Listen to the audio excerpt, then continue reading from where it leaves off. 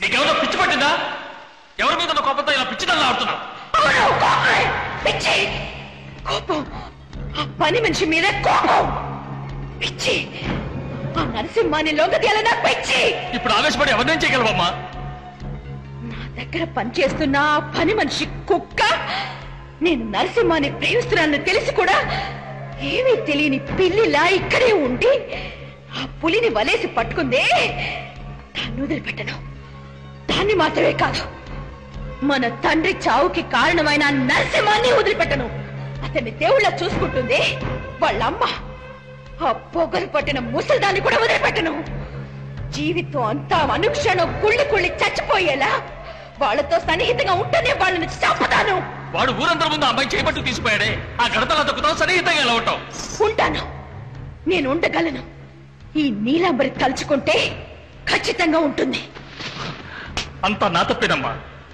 వాడి చెల్లెల్ని నేను చేసుకోలేదని నా చెల్లెల మీద పగ సాధిస్తున్నాడు. కాదు, అంతకన్నా ముందే, నీ పెళ్లి కన్నా ముందే ఆ నరసింహ వసుంధరను ప్రేమించాడు. ఆ సరేనమ్మా, ఇప్పుడు నన్ను ఏం చెప్పమంటావు చెప్పు. మనుషులు బాబా నరసింహ దగ్గర తీసుకురమ్మంటావా? నరసింహం ఏమన్నా బొమ్మ అనుకున్నావా తీసుకురావడానికి? అతను ఉక్కు మనిషి. నువ్వు అసలు అతను ఏమీ చేయలేవు. నీకు ఏది ఎప్పుడు ఎలా చేయాలో తెలీదు. నాకు వదిలే, నేను చూసుకుంటాను. వాళ్ళిద్దరికీ పెళ్లి జరగదు. నేను చచ్చినా జరగలేమను. ఆ రోజు నరసింహం మీద నాకున్న ప్రేమతో ఈ కాళ్ళకి గజ్జలు కట్టాను. ఇవాళ అతని మీద ఉన్న పగ తీర్చుకోవాలనే ఈ గజ్జలు కట్టుకున్నాను. ఏ విధంగా నేను ప్రేమించే గజ్జలు నా కాళ్ళకున్నాయో అదే విధంగా నేను ప్రేమించిన నరసింహాన్ని నా కాళ్ళ కింద అలగదొక్కుతాను. అతన్నే తలుచుకుంటూ కట్టిన ఈ గజ్జలు అతన్ని లొంగ తీయకుండా నేను తీయను.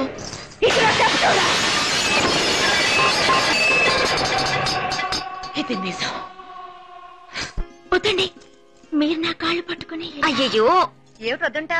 వసుంధరా, ఇక నుంచి నువ్వేనా మా ఇంటి యజమానురాలివి. మేము కూడా నిన్ను చూసే భయపడాలి.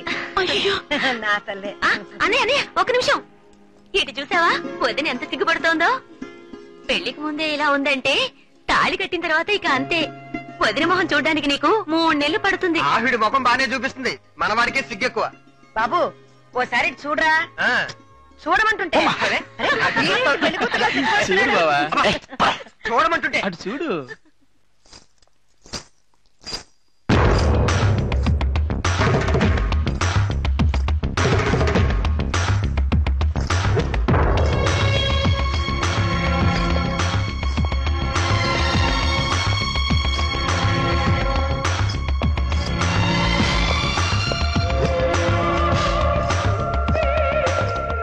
బాగున్నామ్మా? బాగున్నానత్తయ్య.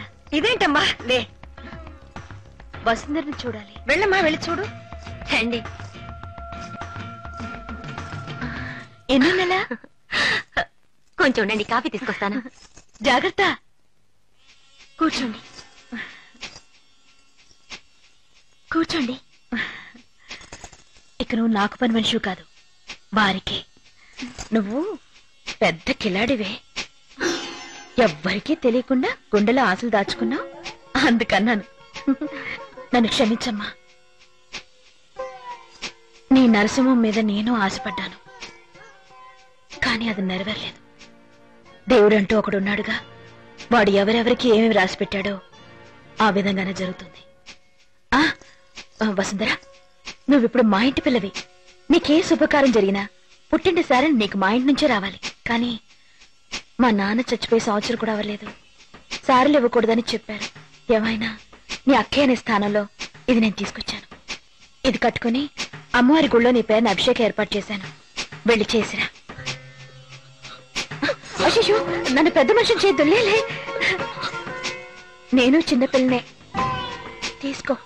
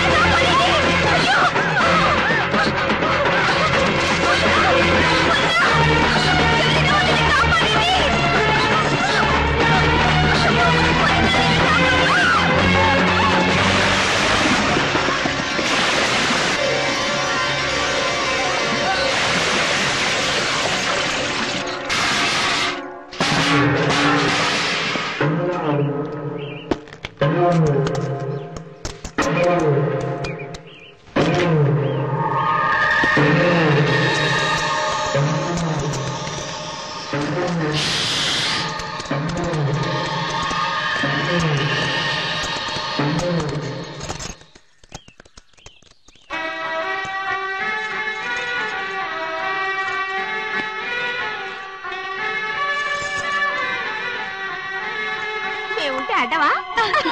ఈ కథలే వద్దు, నేనే కట్టుకుంటాను.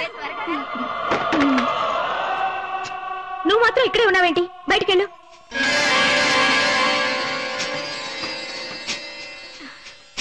ఆ రోజు అమ్మవారి పూజకని ఎరుపు రంగు చీరిచ్చాను.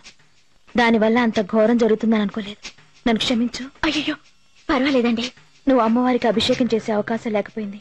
అందుకని నేనే నీ పైన అమ్మవారికి అభిషేకం చేసి ఆ పాలు తీసుకొచ్చాను. తాగు. అమ్మవారి ముందు పెట్టి దండం పెట్టుకుని తాగుతాను. అభిషేకం పాలు నువ్వు తప్పకుండా తాగాలి. సరేనండి. పెళ్లికి తప్పకుండా రావాలి. నన్ను మీరు ఆశీర్వదించాలి. జరగబోయేది నా పెళ్లి. నా ఇంటి పెళ్లి అంటున్నాను. నేను లేకుండా తాళెలా కడతారు? తప్పకుండా వస్తాను.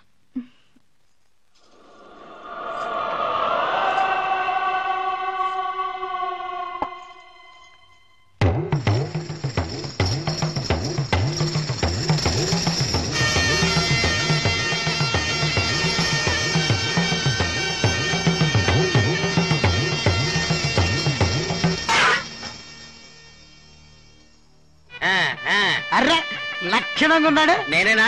నువ్వు కదా అవతల సార్ కొంచెం తిరగండి. అర్రే మన వీరుడు ధీరుడు ఏంటంటే పాము పుట్ల చేయటారా కాటలేదట. అక్కడికి వెళ్ళు.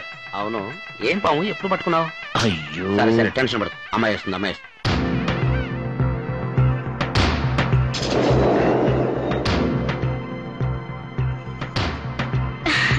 ఏమైందంటే? పాలు తాగలేదా? కాదండి, నేను దేవుడి దగ్గర పాలు పెట్టి దండం పెట్టుకుంటుంటే అప్పుడు పాము వచ్చి పాలు నెట్టేసింది. నేను పెళ్లికి ముందు నాగేంద్రుడికి పాలాభిషేకం చేయిస్తాననుకుంది. అప్పుడే నాకు జ్ఞాపకం వచ్చింది. అందుకే వెంటనే గుడికి వెళ్ళి 2 దిన టైం అయింది. ఒక్క నిమిషం.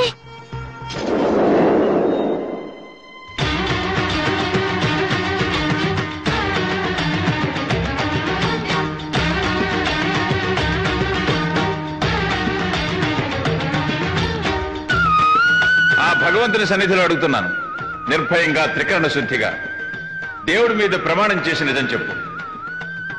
ఆ అబ్బాయిని పెళ్లి చేసుకోవటం నీకు మనస్ఫూర్తిగా ఇష్టమేనా? ఏమయ్యా, నీకు మనస్ఫూర్తిగా ఇష్టమేనా?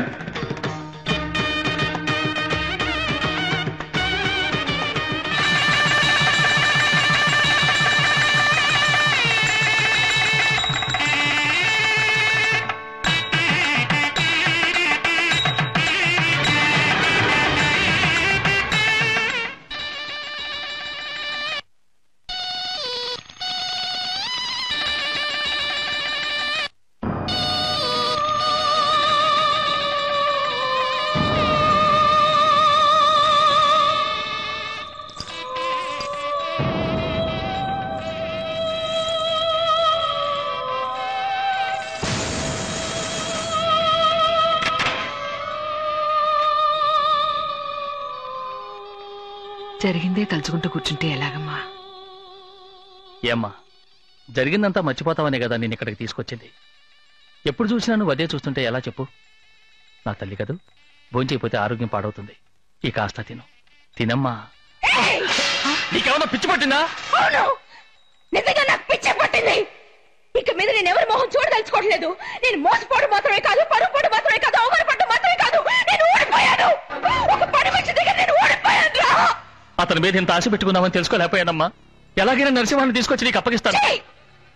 ఒక పని మనిషి పడుకున్న చోట నేనా? నీకు ఇటువంటి నీచమైన ఆలోచన ఎలా వచ్చింది? నువ్వు నా కన్నవేనా? నువ్వు అసలు ఆలోచించే మాట్లాడుతున్నావా? చెప్పు. అన్నిటికీ నువ్వే కారణం. నువ్వే నీ డబ్బు పిచ్చే కారణం. వెళ్ళండి, అందరూ వెళ్ళండి. ఇంకెప్పుడు ఎవరైనా కట్టుపడకండి.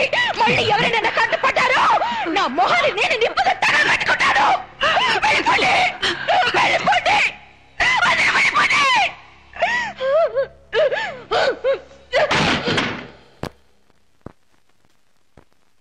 మండల కార్యదర్శి సూర్యప్రకాష్, జిల్లా కార్యదర్శి Suryaprakash, MLA Suryaprakash, home minister Suryaprakash.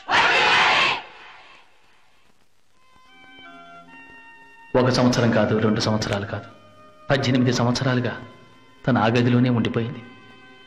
ఇంతవరకు బయటికి రాలేదు.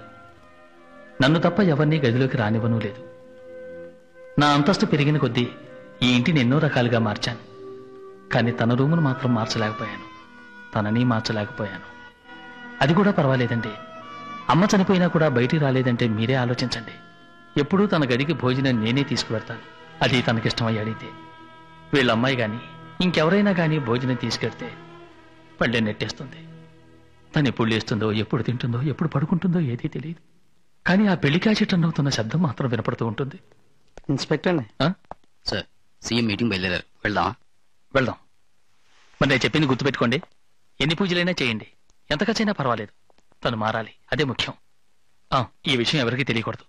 అలాగేనండి. మావయ్య, సీఎం మీటింగ్ బయలుదేరారు, నేను వెళ్ళొస్తాను. అల్లుడు, నా విషయం ఏంటి మావయ్య, ఆటగా ఉందా?